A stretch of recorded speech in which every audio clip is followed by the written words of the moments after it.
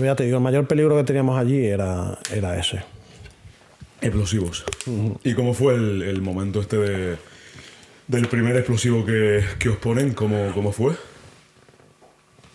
Pues llegamos a una aldea, parte del equipo entra con el oficial a la aldea, llevamos un traductor, que por cierto murió otro día también, y bueno, yo me quedé en lo que es el sistema perimétrico de seguridad. Nosotros estamos dando una seguridad alrededor de la aldea, pero no vimos que nos colocaron una mina contracarro en el camino. Cuando terminó la reunión, ¿no? Porque de lo que se trata la unidad de reconocimiento es de llegar a un sitio y obtener información, hablar con el líder de la aldea, tal. Bueno, salimos, iniciamos movimiento, tal. Y era el día de mi cumpleaños. Y el chico este me felicitó por radio. Y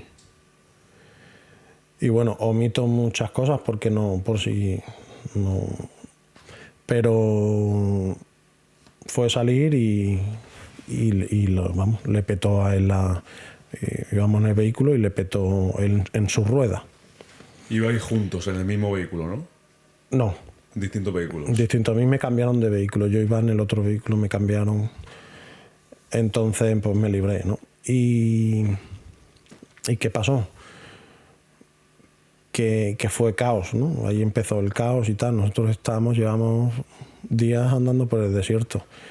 Y era como nuestro primer ataque, ¿no? Entonces como que eres muy nuevo, ¿no? Se estableció un perímetro de seguridad, bueno, se fue a evacuar al compañero y nada, ya lo sacó un compañero mío, yo estuve por allí por el perímetro y cuando el chico ya estaba muerto. Empezó a arder, bueno, el que iba en la torreta salió disparado de la torreta. Bueno, todos quemados, mal. Y de ahí, pues, claro, ya al mando, quedó todo grabado porque yo llevaba una cámara en el salpicadero y ahí empezó mi problema también. ¿En qué sentido? Porque para nosotros todo eso era nuevo, era fascinante, estamos en la puta Edad Media, o sea, esto es la hostia, ¿no? Entiendo. Y yo llevo una cámara, bueno, te puedes imaginar, desde 2006, te puedes imaginar cómo era la cámara. Bueno, la llevaban esa picada y quedó todo reflejado y grabado. Y eso pues luego me trajo una serie también de consecuencias y tal. Sí, entiendo que te dijeron que borrases todo lo que tuviesen, ¿no? Bueno, básicamente vinieron dos operativos de CNI. ¿Del CNI? Del CNI. ¿Pero en contra tuya o simplemente a ver lo que te había ahí grabado? Me pusieron fotograma, me requisaron todo y me pusieron fotograma, todo lo que había ocurrido, pero yo no recordaba.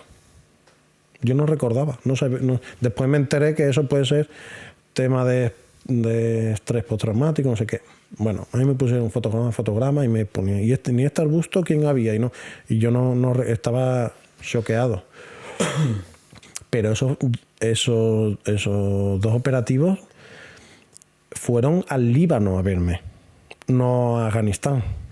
Vale. O sea, pasó la misión de Afganistán, pasó un tiempo, nos fuimos al Líbano y cuando estaba en el Líbano llegaron a hacerme todo el proceso ese. Que entiendo que no iban en contra tuya. No iban en contra mía, pero se podía sentir la presión de, en plan, esto no tiene que salir de aquí, ¿sabes?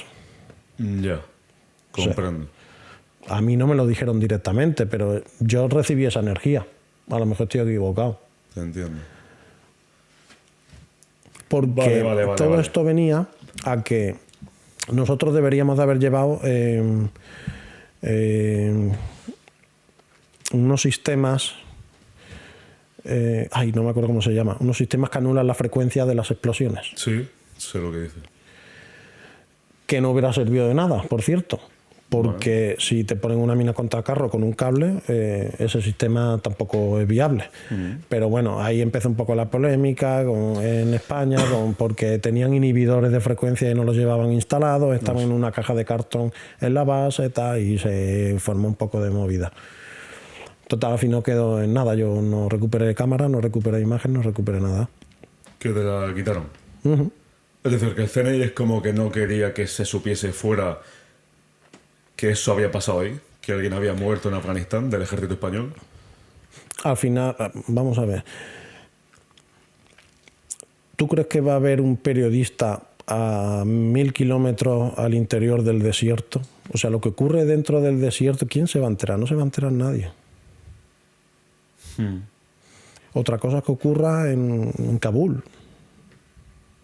Pues sí, al final hay periodismo y tal, pero lo que ocurre allí, que yo también lo entiendo, por una forma de proteger la información, ¿vale? Que ya te digo, que a mí no me lo dijeron explícitamente, pero que se sentía esa energía, sí. Pero eso, de cara a España, es decir, que no se sepa en España o de cara al enemigo. No lo sé, no lo sé. Vale. No lo sé. Es decir, digo, no sé, que quizá que de cara al enemigo que no sepa, no sé, el talibán o el terrorista de turno que ese explosivo mató a un compañero del ejército, o que se supiese... Porque es verdad que toda esta información, bueno, información, aquí a nivel público hay, está el este del Líbano, que luego me hablarás, que no sé si coincidió, la gente en 2008, ¿no? En 2008, y los de la BRIPAC, ¿no? Que también fue... Sí, iba yo. No sé si coincide con este o con... No, del Líbano, es verdad. Líbano. Sí, claro. Cuando yo estaba en el Líbano fue cuando me retiraron del servicio para ir a hablar con estas personas. Vale. Porque estaban en su investigación y tal, ¿no? Y después ocurrió el atentado del Líbano también, que murieron varios compañeros también y demás. Que eso estaba preparadísimo, porque nosotros estábamos en Qiam y habíamos pasado por ahí, pues eso. Y vimos el pepinazo y claro, ya vimos que el vehículo de adelante ya había reventado y tal. Y resulta que habían puesto un coche con unos 100 kilos de explosivos. 100 kilos. Y al minuto ya estaba la prensa de Hezbollah. Al minuto. O sea, lo sabían. Al minuto. Al minuto estaba la prensa de Hezbollah. Eso lo dijo, seguro que lo ha visto Javier Cerezo, lo dijo aquí. Cerezo. Sí. Que se ve que él dice que le pilló por allí también. Él estaba con operaciones especiales y le pilló por allí. Respecto a esto que me estabas comentando de Afganistán, tú cuando recibes ese primer impacto de un explosivo y que varios compañeros son heridos y alguien muere, tú te quedas en shock, que sientes algo, es al mes cuando recuerdas algo, es el impacto... Vas recordando, al principio actúas por impulsos. Al principio, yo lo primero que pensé es que pisamos una mina. Y sí, era una mina, ¿no? Pero no que te la hayan colocado. Date cuenta que estamos en el país más minado del mundo. A nosotros al principio nos adiestraron para cuando tú salías, o sea, cuando el vehículo para, va una sección, por ejemplo, vas parando en espiga, al lado del camino.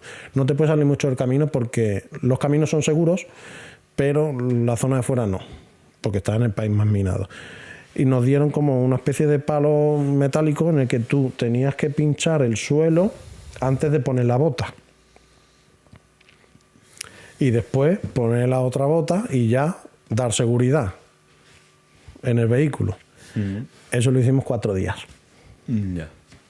Sí, que luego lo que iba surgiendo y punto, ¿no? Claro, no puedes estar así. Eso lo hicimos 4 días. Pero ahí ya te das cuenta de, joder, ¿no? Donde la movida que estamos. Y lo que, en relación a lo que te estaba comentando, era porque en ese momento tú ya no pensabas en las minas, no pensabas en nada. Yeah. Hay órdenes por radio, a mí nos dicen que vayamos a evacuar al herido. Yo no sabía si era un campo de minas. ¿Qué hago? ¿Metemos a todo el equipo en un campo de minas? Muy caótico, éramos muy jóvenes, éramos pólvora. Y eso, por ejemplo, esa noche, ¿cómo dormís? Bueno, creo que pasamos la noche allí, porque se pidieron helicópteros, vinieron helicópteros. Aún hay cosas que tengo unas lagunas y empezó a petar toda la munición del vehículo. Y ya creo que volvimos, porque ya no, creo que al día siguiente y nada, y descansar, duermes porque estás reventado, ¿no? Dormir, duermes. Es lo que te digo, tú eso, en un principio, joder, es tu compañero, ¿no? Pero las personas jóvenes aceptan todo más fácil. Luego cuando vienes a España dices, joder, no, qué movida, tío, qué movida todo lo que pasó, ¿no? Sí, que estás ahí y bueno, se ha vuelto un compañero, pero que admitís, entiendo yo que admitís que es el trabajo y que no le dais tanto hincapié, ¿no? Que quizá aquí que estéis ya, no sé, en vuestra rutina diaria y digáis, hostias, que se nos ha ido, el que estaba aquí se nos ha ido allí.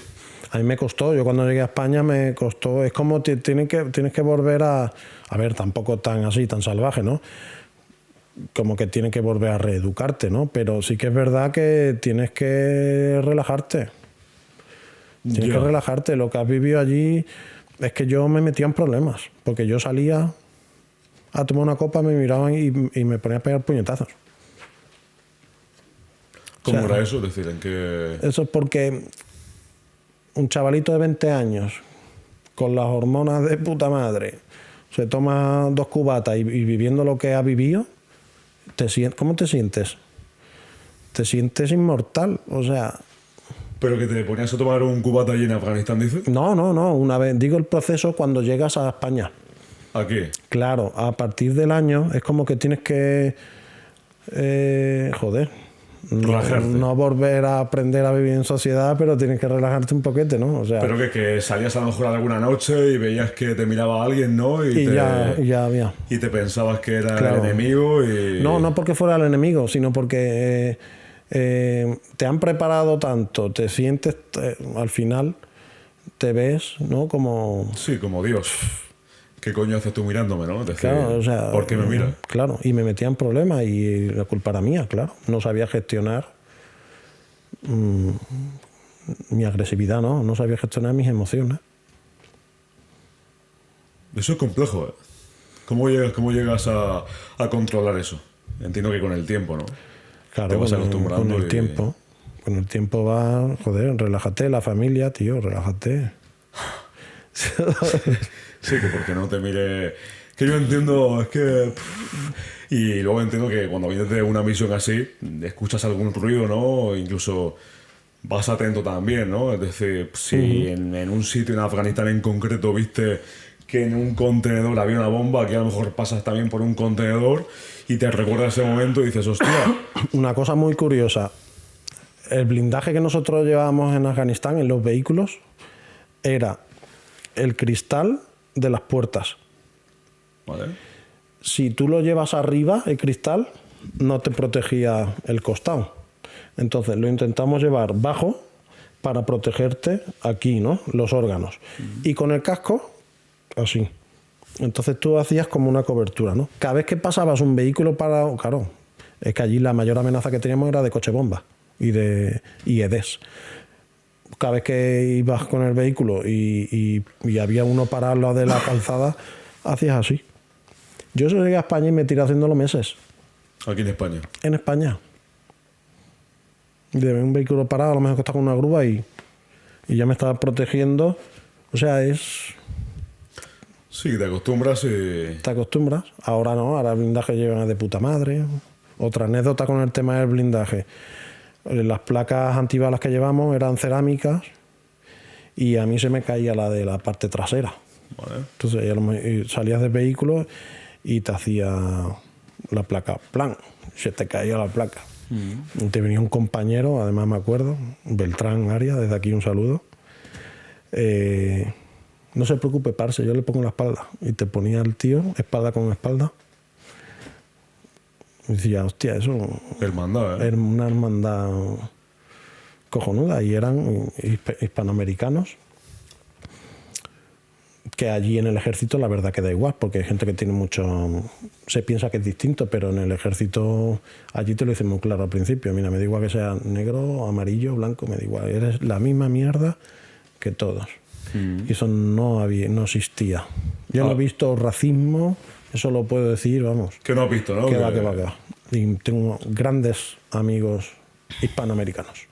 Como se dice, ¿no? Que ahora no sé si por tu época había mujeres en el ejército.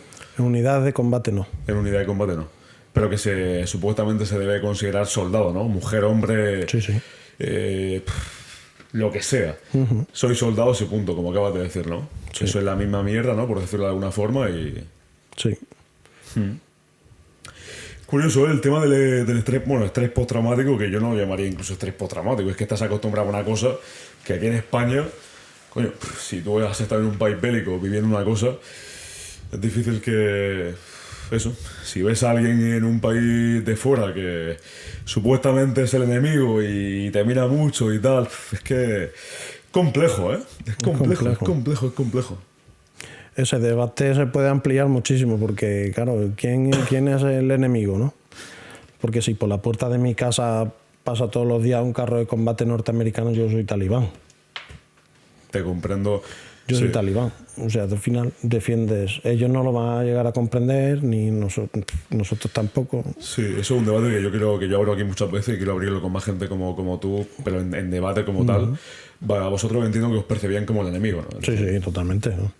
El ejército español es percibido como un enemigo en Afganistán, aunque vaya... Claro.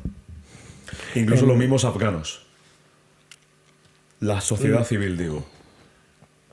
La sociedad civil es como esa doble vara de medir, ¿no? Se beneficiaban porque nuestra principal misión, que eso no lo sabe muy poca gente en España, era el parche que llevabas aquí que ponía apoyo a la reconstrucción de Afganistán en árabe.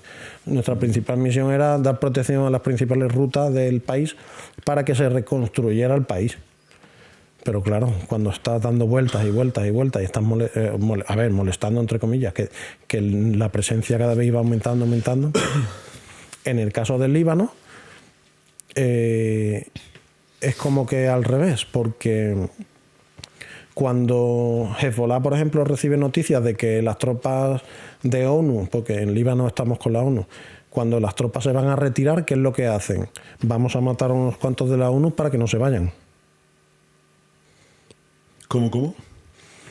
Quiero decir, es que es distinto ir con la OTAN que ir con la ONU. Sí. Entonces, en el Líbano estamos con la ONU. Vale. Cuando hay un periodo de paz, ¿qué hace la ONU? Por retirarse. ¿Qué hacen ellos? Vamos a cargarnos unos cuantos de la ONU para que sigan creyendo que hay conflicto. Y sigan quedándose, porque mientras se queden hay subvención, ayudas, construcción de carreteras, de hospitales, dinero de la Unión Europea. Un puto negocio la guerra, ¿eh? Total. Un puto negocio, tío. Total. ¿Allí en Afganistán alguna anécdota más? Bueno, anécdota. ¿O algún momento de impacto o de tensión en esa primera vez? Sí, hubo una que después nos reímos mucho. Una que íbamos haciendo una patrulla nocturna y íbamos sin luces. Bueno. Y llevamos una radio que supuestamente está conectada con las demás unidades de la coalición. Y nosotros no teníamos ni puta idea de inglés y tal. Pues estaban solicitando permiso para soltarnos un pepino a nuestro convoy. Vale. O sea, es como que íbamos por mitad del desierto y los norteamericanos decían que hacen estos sin luces por ahí y estos son talibanes. Y estaban solicitando por radio lanzarnos un pepino hasta que ya, claro, uno pues ya dijo que somos tropas españolas, tal. Ahora no, ahora van en los convoys, dice que va un vehículo de Zapac, creo, que se encarga del apoyo aéreo y de todo ese rollo. Vale. Pero que luego nos hartamos de reír, pero que estuvieron a punto de... Sí, de meter un misilazo, ¿no? Que hacen esto por ahí sin luces. Me imagino. Y con los americanos habéis tenido, trato, ¿no? Entiendo, con sí. Marines, Navy SEAL o con quién exactamente, o... Con la Guardia Nacional, ¿cómo se llamaban? Con la Guardia Nacional, son los militares que más presencia tenían allí. Y estábamos en su base. Vale. Y sí que la verdad que nos llevábamos bien, pero somos bastante distintos. Sí, ¿no? Y allí en Afganistán había, bueno, aparte de la BRIPA, que entiendo, había otras unidades del ejército. Nosotros le hicimos el relevo a la Brilat, Vale. que les decíamos los pelos ratas. Los pelos ratas por la boina que llevan gris, que parece pelo de rata, era la coña, ¿no? Y a nosotros se lo hicimos a la Legión, creo. Entonces, ¿qué pasa? Con el tema del agua, cuando íbamos haciendo patrullas, les enseñábamos a los niños afganos de que el agua se llamaba pelo rata. Vale. Pelo rata. Y entonces cuando llegaban los de la Brila a hacernos el relevo, los niños le decían, pelo rata, dame. Como diciendo, dame agua. La típica coña. Pero era gente muy, muy preparada igual en la Brila, de la Legión. O sea, allí no van ahí unidades. También van de montaña, creo. Van unidades guays. ¿Y antes de pasar al Líbano, algo así a destacar de Afganistán, de esa primera vez? Porque en Afganistán, ¿estás cuántas veces? Una. Una vez, vale. Ya pasas al Líbano, entiendo. Sí. Vuelves a España. Sí, vuelvo a España. Estuve un tiempo en la base. Estuve también en País Vasco, en San Sebastián, en el acuartelamiento Loyola. Y luego ya estaba así un poco quemado y ya me fui al mundo de la seguridad privada.